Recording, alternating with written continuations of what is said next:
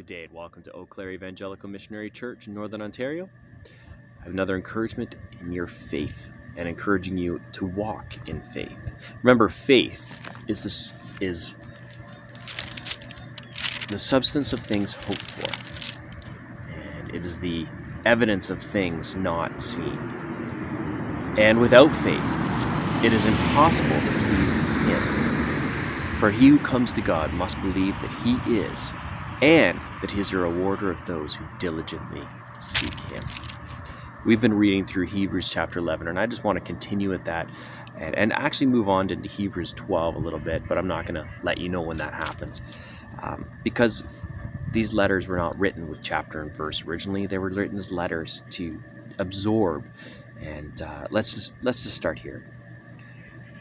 What more shall I say? For the time would fail me to tell of Gideon and Barak, of Samson and Jephthah, and also of David and Samuel and the prophets, who through faith subdued kingdoms, worked righteousness, obtained promises, stopped the mouths of lions, quenched the violence of fire, escaped the edge of the sword, out of weakness were made strong, became valiant in battle, turned to flight the armies of the aliens.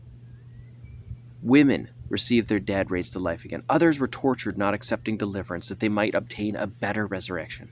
Still others had trial of mocking and scourgings, yes, and of chains and imprisonment. They were stoned, they were sawn in two, they were tempted, they were slain with the sword.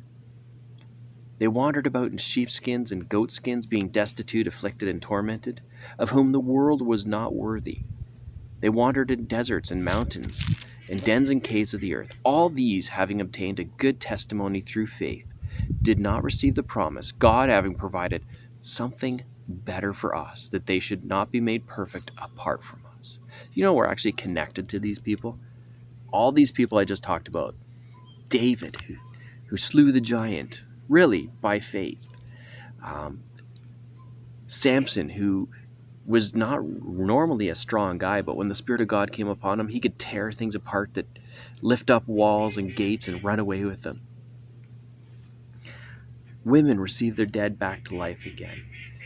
All these people, now they had a good testimony through faith. Remember, testimony is as if you're displaying publicly on trial and displaying evidence that there is a God and that they are connected to Him. They have a strong confidence within Him. They have a conviction that He is real and He is taking care of them. That's what faith is. And now it goes on to say, therefore we also, since we're surrounded by so great a cloud of witnesses, let us lay aside every weight and the sin which so easily ensnares us. Let us run with endurance the race that is set before us, looking unto Jesus, the author and finisher of our faith, who for the joy that was set before Him endured the cross, despising the shame, and has sat down at the right hand of the throne of God. Jesus displayed faith. He's one of the witnesses of faith too. He went to the cross to bear the sins of the world.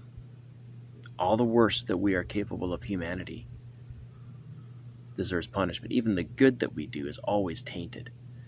And He paid the price for us. But He did it also with complete confidence and assurance that His Father was going to raise Him from the dead, and that the work is finished. He actually said, the last words we have Him recorded, He says, it is finished. The work is complete. Now, it didn't look like it. He died. But 3 days later, where was He? Talking to His disciples, saying, see guys, I told you.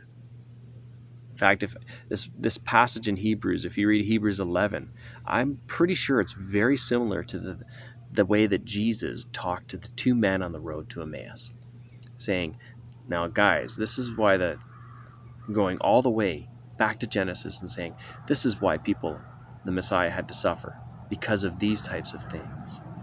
And nobody was displaying faith purely until Jesus came and showed us. He says, therefore, since we are surrounded by such a great cloud of witnesses, they're not witnessing us. That's not what they're doing. They're showing us. They're the ones that are displaying as if they are in a witness stand, that God is real so we can have our confidence and our trust in Him.